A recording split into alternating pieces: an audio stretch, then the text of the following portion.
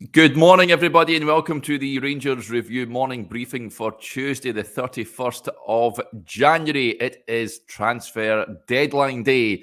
I'm Derek Clark, and I'm joined this morning by the bright and breezy Stevie Clifford. How are we doing, Stevie? Oh, I don't know about that. I was up late this morning, so I'm not sure I'm that bright or breezy. But yep, transfer deadline day, or as Ross Wilson calls it, Tuesday. Yeah. Well, let's hope there's a bit of activity in the doors at Ibrox today. Before we get to all things Rangers, folks, just a bit of housekeeping. First of all, the ticker below, you can see we've still got that an amazing offer on two offers. However, it is your last chance to take advantage of that. It runs out at midnight tonight. So very much like transfer deadline day, you can take advantage of our £1 for 4 months worth of content on the website offer. Or you can take advantage of our annual subscription where there has been 45% slashed off the price. So instead of £34.99, it is only £19. Head over to rangersreview.co.uk/subscribe for all the details. And our podcast sponsor, special mention for them, also Seneca Hair Restoration. They're the #1 hair transplant corporation in Europe due to its elite hair restoration services and innovation techniques. And I've stuck the link to their website and all their social media accounts in the description box. Folks, do go check them out if that is something you are thinking of. Right, Stevie, we talked. You were on yesterday. We talked at length about Nicholas Raskin. There was major developments on Sunday evening, heading into Monday morning. We now believe he will sign that deal today. Should be announced today as well, of course, being transfer deadline day. Just a little word on it. Apparently, there was a bit of interest from clubs in the Bundesliga in him. I know we touched on Rangers having to shell out a bit of money to land their man now.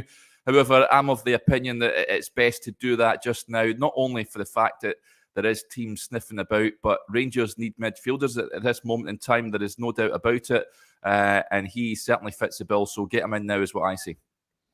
Yeah, I mean, look, well documented on that. He is, for me, he has all the potential to be a really great signing for Rangers. He has the right profile, age-wise, and he's got all the characteristics. We listened to Sasha when he came on and spoke to you last week, Derek, and he speaks really highly about his range of passing. Not only that, he says he's somebody who will go to war for the team, somebody that will dig in, somebody that will win tackles. So that's something we really need. We know that he arrived in Scotland yesterday, so he is here. I would not be surprised if he trains with the players this morning and then is announced this afternoon, maybe similar to what happened with Todd Cantwell, Derek. So I believe that one's all done aside of the club announcement. So that's a really positive thing. It's a long-term contract, so we're going to get hopefully the best years of his young career so far, and then we can look to progress him along with individually and collectively as a team. So he's a really exciting one. He's going to be a really good signing.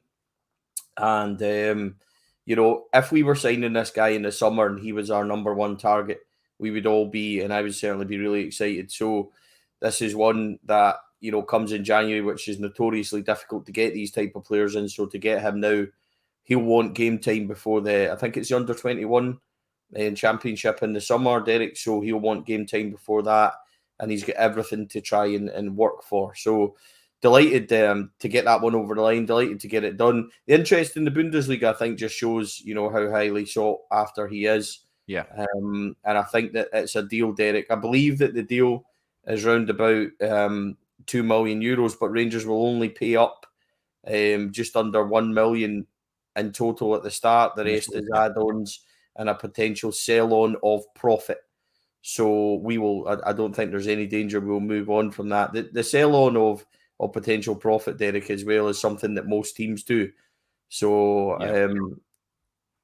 I think it's one of those ones we just have to do. So really excited to get him in. It's the number 6 position we always need. I still think we need one more in there, depending on what happens in the summer.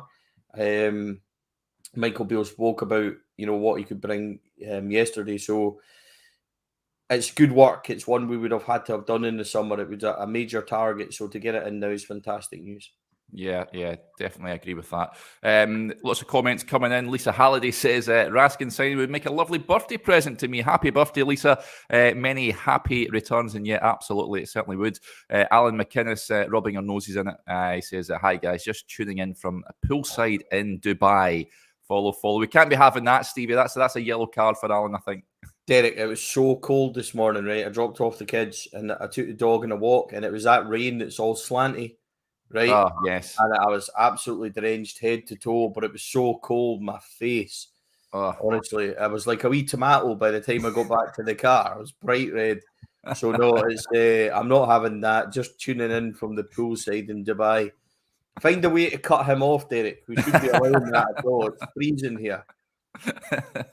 And Gordon Herriot, a lot of people tune in from worldwide. Gordon Herriot listening from Thailand. Good to have your company, folks, on this Tuesday morning or Tuesday evening, wherever you're watching the show. Lots of interesting takeaways from the press conference yesterday, as ever, with Michael Beale's gatherings with the press. Stevie, a number of fascinating points that he made. Talked about Raskin, first of all, of course. He talked about Morgan Whittaker.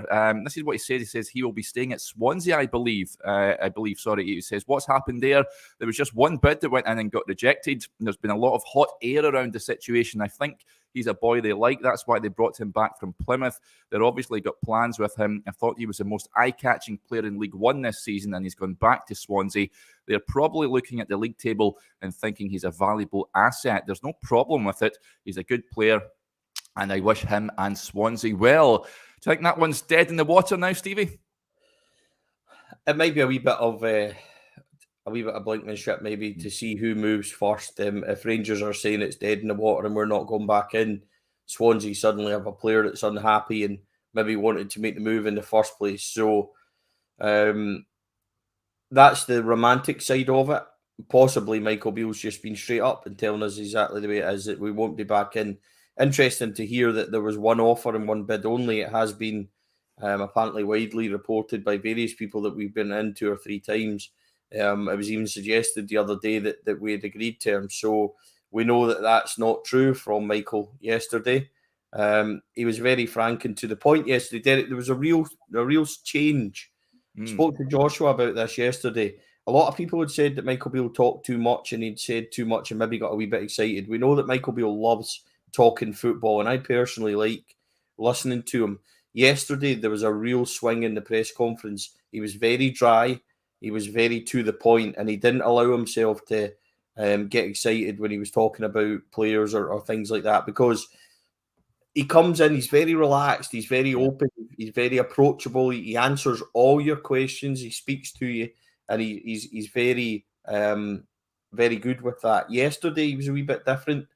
He was quite, I think he was quite concentrated on what he was saying and things. So it was an interesting dynamic switch. I would be interested to see if anybody else thought that, who maybe watched the pressers and watched these things. But I was there yesterday, Derek. I didn't ask anything yesterday. I just watched and listened. A lot of the stuff that I wanted to know was already covered, and he was good with it. So he talked a wee bit about Whittaker. You know, where would he fit everybody in? Talked about Todd Cantwell coming in. Then, you know, Ryan Kent potentially has to move in the centre. Then Tillman potentially has to move over like he did at the weekend. Then they've also got Sakala. They've also got Yanis Hadji. He spoke about Sakala signed when he signed him as being a number 9. So don't be surprised if we see him more often up there and things. So it was interesting. I actually agree with him. We are quite top heavy, you know, when you think about Yanis Hadji coming back and things. So perhaps Hadji's slightly ahead of where they think he is. I know he said that 90-minute wise he's still a wee bit away, but he'll have to start getting game time and things as well. So Morgan Whittaker's one that they might go back to. I wouldn't be surprised if somehow that's resurrected today. I'm not saying it's definitely going to happen. I have no information on it at all, but it might be just one of those ones where it's a wee bit of brinkmanship, like I said, that, you know, he comes back into it or whatever. So it's one to watch, I think. Yeah, anything can happen on transfer deadline day, that's for sure. Some other interesting points that he made in his pre-Hearts press conference yesterday. He talked about Alex Lowry, which was interesting, about the possibility of sending him out on loan in the gap between the Lowland League and playing for Rangers. He says it's a big bridge to gap for the young lads that are playing in the B team. And he says some young lads may be heading out on loan. He was also asked about the two loan players on the books at the moment, and James Sands and Malik Tillman, of course. He says, could other midfielders go elsewhere? He was asked. Maybe one or two of the young ones, that's a possibility. We have a couple of loan players in and have to decide whether we want to retain them long term. If we didn't, maybe there will be an opportunity for them to go back as well. I want players who are going to be here for the long term, who can compete right now and make us stronger, but also in the long term. And Joshua pushed him on James Sands later on in that press conference, and he asked if he has a role to play between now and the end of the season. And he said, Michael Beale said, all the players are going to have a part to play. If one or two things happen in the next 24 hours, it moves the goalpost for everyone. My office is like a doctor's office this morning. There were one or two waiting that wanted to have a conversation, all positive, but obviously when new players come in, it does move the goalpost and it gets competitive. That's what I want. That's what we've not had for the first month of me coming in. The second month just finished is a lot more like it in terms of competition. I felt at the weekend that was the strongest squad that I've been able to pick from so far. And this ties in with a piece I wrote in the newsletter last night, Stevie, about James Sands. For me, the arrival of Raskin pushes him further out the picture. I wouldn't be surprised to see that loan end prematurely. I can't see how he gets a look in from here on in. Well, it was interesting because when he was talking about loans, and he used that kind of phrase where he says, we need to decide if, one or two are going to stay long term and what we're going to do with them. Well, your one or two, as far as I'm aware, is only Tillman and Sands, unless I'm not thinking properly and missing somebody. And Tillman's not going anywhere. And you would imagine that he's going to be their number one priority to try and negotiate some sort of deal for that in the summer, because we know how well Michael Beale thinks of him. So James Sands is the only other one. At the moment, he is very far out of the picture. And he hasn't kicked it. Actually, James Sands, when you think back to his performance in Eindhoven, in that 1-0 victory when he was very good, yeah, he has just more or less crashed form-wise since then. It hasn't helped him, the change of manager. He came on against Celtic, I think, at New Year, which may be the last time we've seen him. He was very rusty. He was very out of it. He dallied on the ball. He was caught. So he hasn't kicked on under Beale. Will we pay 4 or 5 million for him? 3, 4, 5, whatever the thing is in the summer. I don't think there's any possibility we will, especially on a limited budget.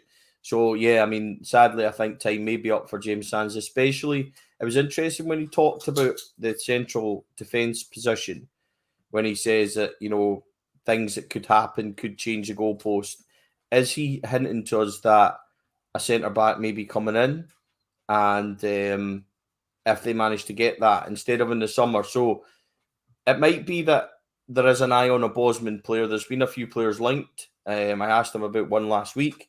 So it'll be interesting to see if there's anything going to happen there, if they manage to get a short price deal or whatever, and get somebody else in. If you think about the centre-half position, with John Souttar still, getting up to speed and him being a couple of weeks away, then James Sands and Leon King are the only centre-backs. So yes, if he's thinking about getting another one in, that makes perfect sense to me. And we'll just need to see what happens. He didn't rule anything out. He didn't give us any hints, or he didn't say anything. But if you read in between the lines of what he was saying with the loan thing and potentially how other things could kick it in, then yeah, you could read a wee bit into it. I would not be surprised if James Sands goes back today and a centre back arrives, maybe that they had lined up on a Bosman for the summer. So it's interesting. There's one or two things that might happen today, or we might just get Nicholas Raskin and it'll be a quiet day. So we'll just need to wait and see. Yeah. We'll be checking our social media feeds regularly, I imagine, throughout the day. When you say doctor's office, Stevie, I mean, Sands is the one that comes to mind. Is there any other players you think that will be chapping on his door asking if they'll be getting more game time going forward? Do you see any other potential departures, any surprising departures, probably before the window slams shut, as they like to say? Well, Alex Lowry's the one, isn't he, that Mm. everybody was talking about yesterday. He was quite blunt when it came to Alex Lowry. He either needs to stay here and prove himself and work hard and prove himself to his teammates. He said that quite a few times. That maybe gives you a wee step to a hint of where Alex Lowry is. Or he needs to go out and prove himself and get experience and things like that. So it's an interesting one. Alex Lowry, I think, is the one that springs to mind for me. I don't see them letting Leon King go because they're still short at centre back. Adam Devine's needed to cover.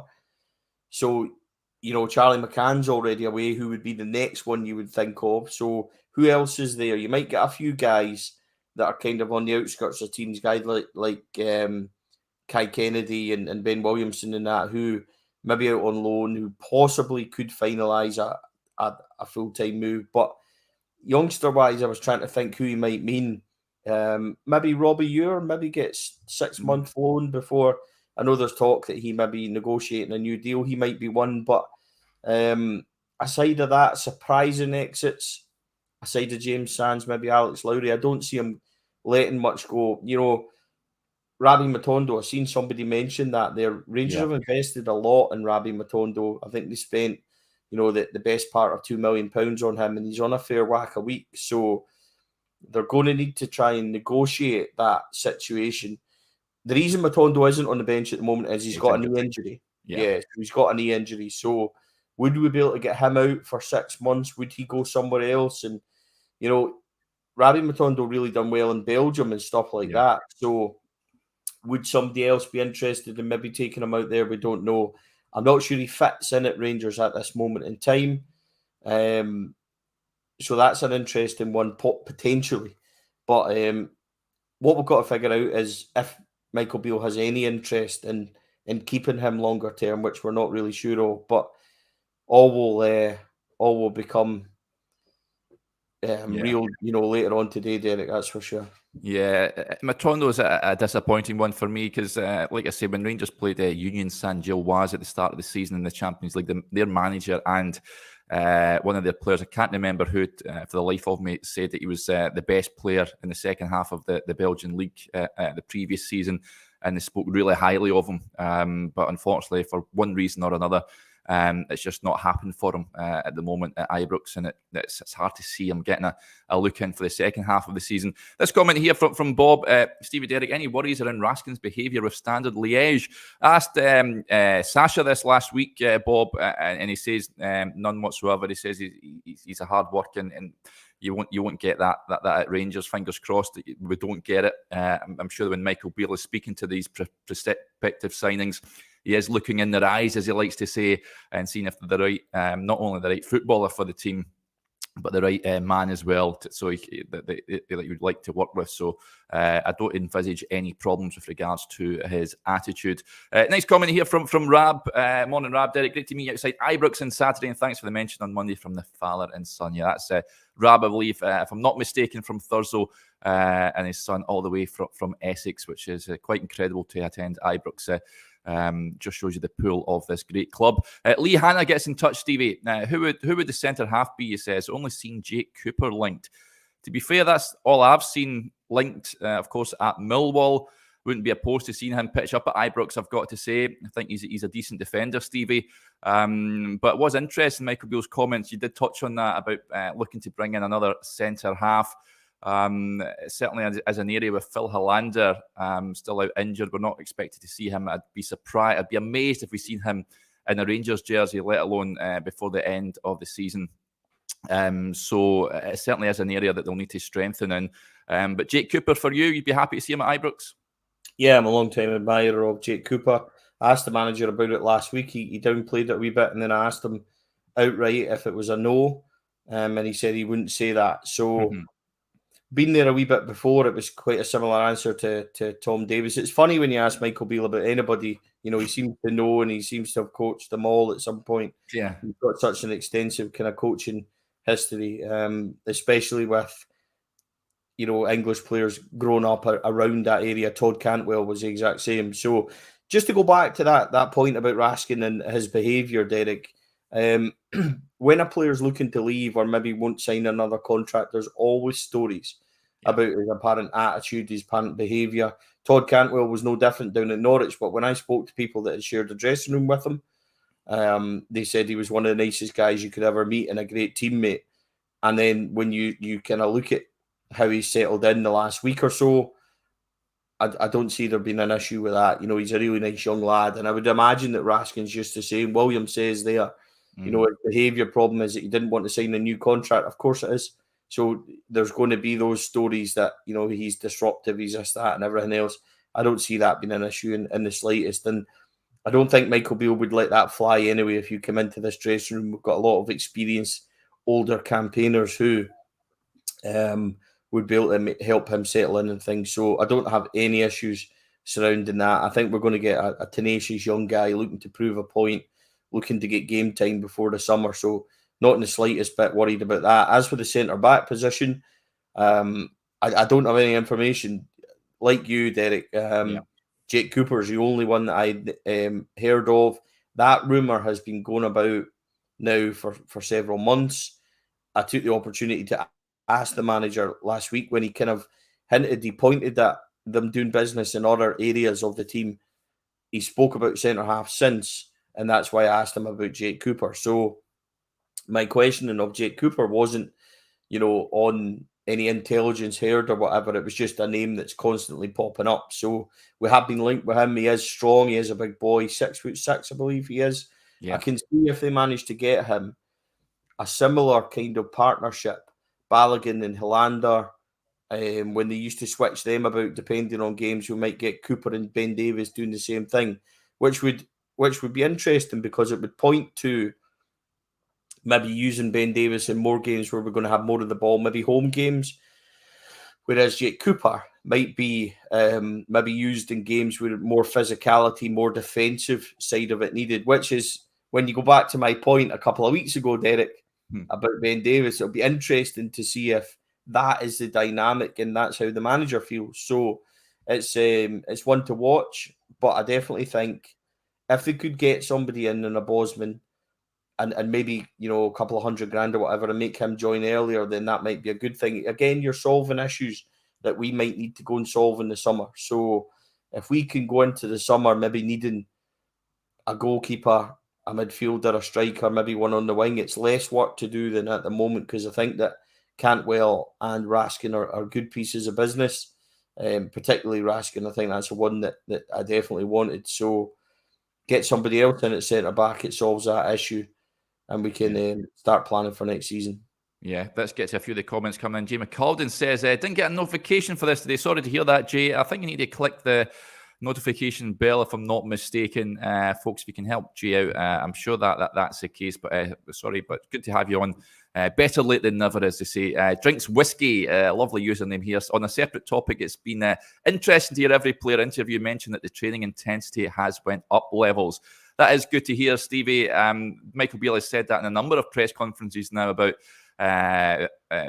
creating that competitiveness in training, which leads on to games as well. And the players have also spoke about that. I think Leon King, I remember, said you don't want to be in the bottom three of this sort of league table in training and all that. So it's good to hear that from the players. There does seem to be a bit of a increase in intensity in those training sessions. Yeah, as Ryan Jack spoke about that quite a bit. And when you look at his fitness and the way that he's been able to kick on in games, he said that the training side of it has really helped him. So players, look, I think that another thing that players have mentioned, and more or less every one of them has mentioned, that the instructions that have been given by Michael Beale are very simplistic and are very to the point, and everybody understands completely where they need to be and what they need to do. So if you think about that message along with the training one, it's quite an interesting kind of dynamic and things that are coming out. Nobody has criticised training before. I think it's just different. We know that European style managers maybe have a different way of doing things, so it's quite possible that Giovanni Van Bronckhorst was a wee bit more relaxed and expected a wee bit more from the players, whereas Michael Beale's more disciplined, he's more instructive, and he gives them clear direction. So no issue with that at all, Derek. Yeah, and if it's getting the results and it's getting them more focused and it's getting them that desire, then I don't mind it at all. It's just, there's always going to be things said about past and present and things like that. And I think managers just have a different way. But I think that Michael Beale done the training beforehand. So he's very, in the first stint with Steven Gerrard. So a lot of the players might be kind of acclimatised and know that quite well. So maybe they just prefer that hands-on kind of hard-working style that Michael Beale will brought in now. So it's just a case of, we've got to kick on. And if it helps the fitness, I definitely think you'll see from the summer a lot more fitness-based work than what we did last summer, that's for sure. Yeah. Before we look ahead to tomorrow's game, Stevie, there's another interesting point. There's so many newsworthy slants from Michael Beale's press conferences these days, but he said, I'd like to bring in another number 9 that's different to the ones we've got. My eyes are on that. I have my target on that, but that target is probably not available right now, but will be in the summer. That was an interesting little snippet that he provided. Quite interesting. Everyone loves a number 9 striker, don't they? But any ideas who it could be? Who could he be looking at bringing in? Perhaps somebody's worked with it at QPR. Yeah, I think he was talking about Harry Kane. So, would he get a game? However, he'll be good off the bench, I think. So, no idea. He likes to give us a wee hint, doesn't he, Michael Beale? But that is interesting. Does that point to Alfredo Morelos? There being no contractual breakthrough there. So, interesting one, because if Alfie stayed and then you've got Cholak as well, does Kamar Roof then go? Are they looking to shake up that a wee bit? So, I do think another option up front would be nice. He said different to what we've got. So, what is different to what we have? Because we have the strong front man in